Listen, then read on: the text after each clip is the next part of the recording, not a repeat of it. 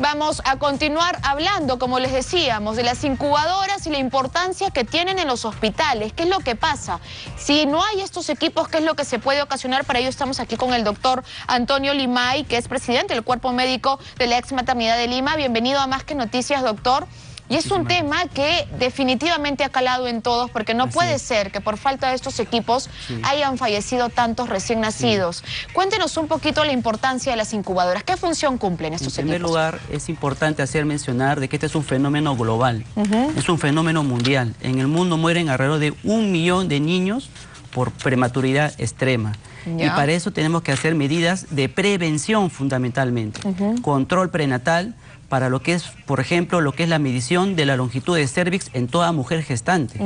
Toda mujer gestante, sobre todo durante la ecografía genética, que es entre las 11 y las 14 semanas, debemos de medir el cuello cervical. Si es corto, tiene riesgo de parto pretérmino y por lo tanto puede nacer antes de tiempo.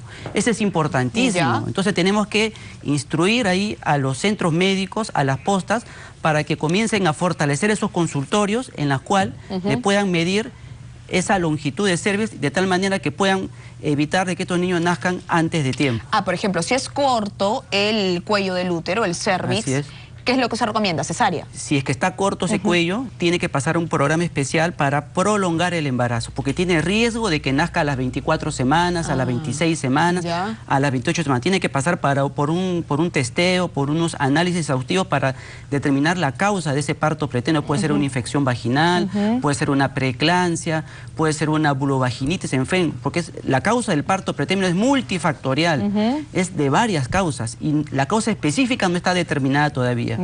Pero este de aquí es un fenómeno, inclusive en la maternidad de Lima también hay estos problemas. Las UCIs neonatales están atiborradas. Como dice muy bien la congresista, la principal causa de estos bebitos de muerte es la prematuridad y se congestionan en los grandes hospitales. Ahora, las incubadoras, ¿por qué son tan necesarias? ¿Cuál es la función que cumplen? Porque los bebitos pretérminos, cuando salen antes... ¿De qué hablamos, bebitos o recién nacidos pretérminos? Por ejemplo, menores de 36 semanas, prematuros, pero específicamente o más especialmente los bebitos menores de 28 semanas, los que pesan menos de 1 kilo. Esos bebitos han salido antes de tiempo y no están todavía sus órganos formados, sus órganos desarrollados. Tienen que estar en unos ambientes especiales que se llaman incubadoras.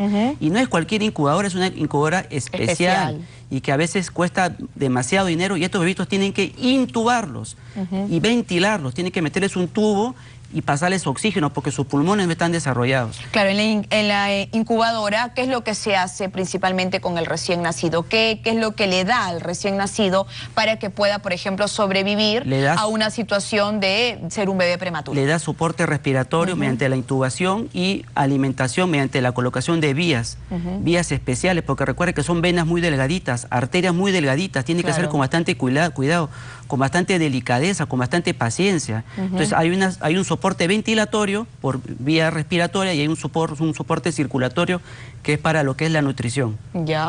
Ahora, luego de esto es lo que ha salido el escándalo de que no habían estas incubadoras, que son necesarias para los recién nacidos. Sino, ¿cuánto es la carencia que se tiene en los hospitales, por ejemplo, de salud? En realidad es la ineficiencia del Estado. El Ministerio de Salud no ejerce su rol rector. Hay una disgregación en los sistemas de salud. Por ejemplo, el Ministerio de Salud no tiene rectoría en las regiones. Y los gobiernos regionales no gastan el dinero que les corresponde. En invertir precisamente en salud. Ahora, todos los años devuelven el dinero.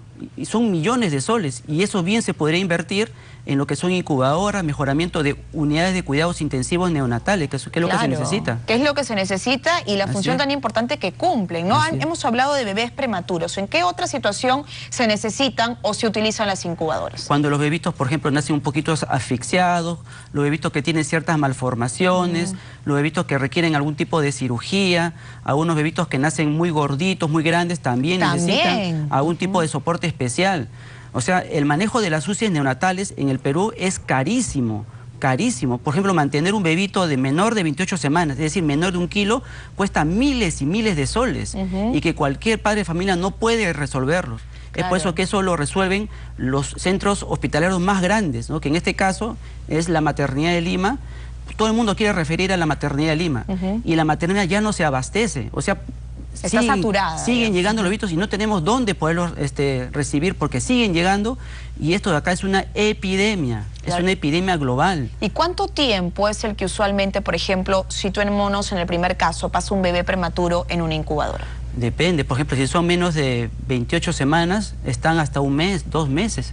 Ya. En una incubadora, en observación constante. O sea, la estancia hospitalaria es muy larga y el riesgo de que se puedan infectar es altísimo ahí. Claro, al representar y lo que hemos visto en lo que ha ocurrido, por ejemplo, en Lambayeque, en Arequipa, que no hay estas incubadoras o el número necesario que urge para salvar a bebés, ¿qué es lo que pasa? ¿Qué se pone en riesgo? La salud definitivamente del recién nacido. La salud de estos bebitos, la muerte de estos bebitos y sobre todo los que llegan a sobrevivir, eso es importante, tienen problemas en la lectura, problemas en el aprendizaje, no se desarrollan bien en la etapa escolar.